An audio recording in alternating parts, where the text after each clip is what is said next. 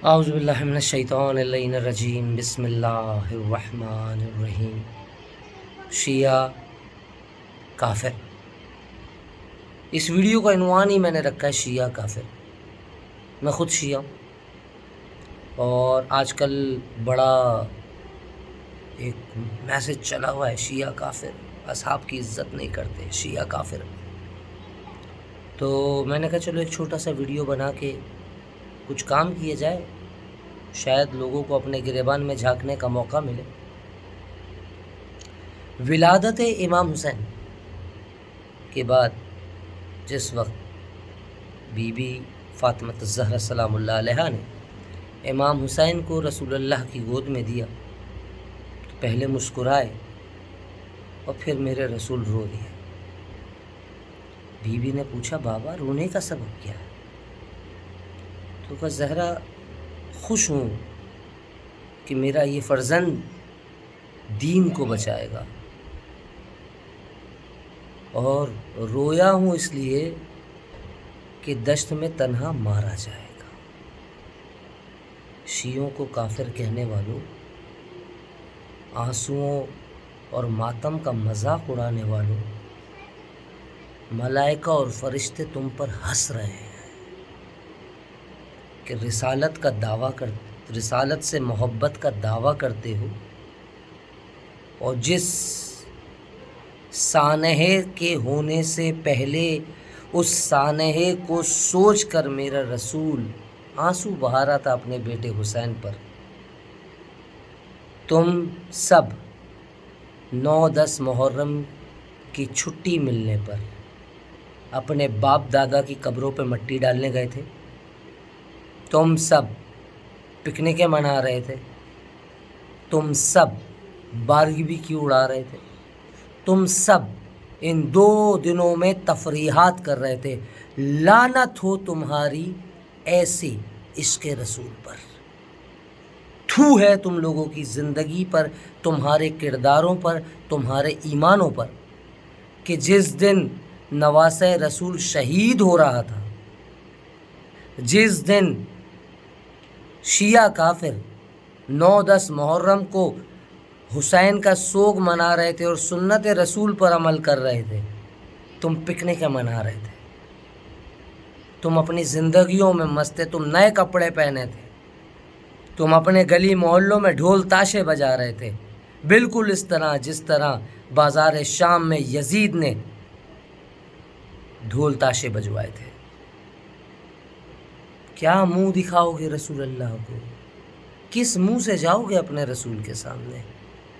کہ یا رسول اللہ شیعوں کو کافر کہا تھا، بڑا فخر ہے ہم پہ، ایک دن بھی آپ کے نواسے پر آنسو نہ بہائے ہم نے؟ لعنت ہو۔ اور یہ آنسو شہادت پر نہیں ہے، یہ آنسو اہل بیت کی اس بے حرمتی پر ہیں جو تمہارے باپ داداؤں کے ہاتھوں ہوئی، جہاں بیویوں کی چادریں چھینی گئیں، جہاں بچیوں کو تماچے مارے گئے، جہاں خیموں کو آگ لگائی گئی، جہاں گردنوں پہ ہاتھوں کو باندھ کر اونٹوں پہ سوار کیا گیا، جہاں پہ اونٹوں سے گر گر کر بچے مرتے رہے، جہاں بیویوں کو تانے دیے جانے لگے کہ کہاں ہے حسین اور کہاں ہے عباس، جہاں پر 72 نیزوں پر 72 سروں کو بلند کیا گیا، جہاں پر 6 ماہ کے علی اصغر کا سر نیزے پہ بلند کیا گیا، اس دن تم تفریح کر رہے تھے۔ کافر پھر بھی شیعہ ہے، کافر پھر بھی شیعہ ہے۔ لعنت اللہ علی القوم الکاذبین، کاذبین پر خدا کی لعنت ہو۔ وقت ہے سنبھلو، پڑھو، جانو۔ مسجدوں میں بیٹھے ہوئے ملا اور سیاست میں بیٹھے ہوئے مولویوں کے کہنے پر اپنے عقیدے مت بلڈ کرو، اپنی کتابیں پڑھو، پتہ چلے گا۔ جس یزید کو رحمت اللہ کہنے پر تلے ہوئے ہو، وہ ہے جس نے وحی کا انکار کیا، جس نے رسالت کا انکار کیا۔ اس کے باپ کے لیے جس کی محبت کا تم دم بھرتے ہو، وہ ہے جس کے کہنے پر منبر کوفہ و شام سے مولا علی کی شان میں گستاخی کی جاتی تھی۔ اور یقین نہیں، کتاب کا نام میں بتاتا ہوں، پڑھو جا کے بدایہ و نہایہ، اور اس میں جا کے پڑھو شرائط امام حسن جو معاویہ کو دی گئیں، جس میں سے ایک شرط یہ تھی کہ تیرے حکم پر جو میرے بابا پر سب و شتم ہوتا ہے اسے بند کر، اور اس کو اس نے قبول کیا، انکار نہیں کیا کہ اے ابن علی ہمارے کہنے پہ کب ہوتا ہے، اس نے قبول کیا کہ میں اسے قبول کرتا ہوں۔ کتابیں پڑھیے، علم حاصل کریے۔ یہ جو سینہ بسینہ جاہل مولویوں سے آپ کو علم مل رہا ہے وہ آپ کو کہیں کا نہیں رہنے دے گا۔ کتابوں کو پڑھیے، بدایہ و نہایہ پڑھیے، صحیح مسلم کو سجا کر مت رکھیے، اسے پڑھیے، صحیح بخاری کو اپنے مطلب کے لیے استعمال مت کریں، اسے پڑھ بھی لیں اور ایمانداری سے پڑھیے۔ شیعہ کتابیں پڑھنے کی ضرورت نہیں ہے، پڑھیے اس کے اندر کہ کس بات پہ حضرت عمر اور حضرت ابوبکر حضرت علی سے کہتے رہے کہ زہرا سے معافی دلا دو، کس بات پہ کہتے رہے کہ آپ سفارش کر دیجئے جناب سیدہ سے، کس بات پہ مولا کائنات لے کر آئے تھے دونوں کو، زہرا ملنے آئے، بی بی نے منہ پھیر لیا اپنے آخر وقت میں۔ چیک کریے، پڑھیے کتابیں، کس نے دھمکی دی تھی بی بی فاطمہ الزہرا کو کہ تیرا در جلائیں گے، اس گھر کو آگ لگائیں گے، دیکھیے پھر دروازے پہ کس نے جا کے بانس مارے تھے، کس نے جا کے آگ لگائی تھی، کس نے ٹھوکر مار کے دروازہ گرایا تھا، دیکھیے جا کے، کتابیں پڑھیے،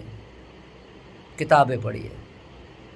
یہ الٹے سیدھے بل نکالنے سے اپنے اجداد کو بچا نہیں سکیں گے آپ، کیونکہ آپ کی اجداد کی اپنی حرکتیں جو آپ کی اپنی کتابوں میں وہ ان کی سفاکیوں کی گواہیاں دے رہی ہیں، تو کسی اور کو یا بالخصوص اہل تشیع پر، عزاداران حسین پر،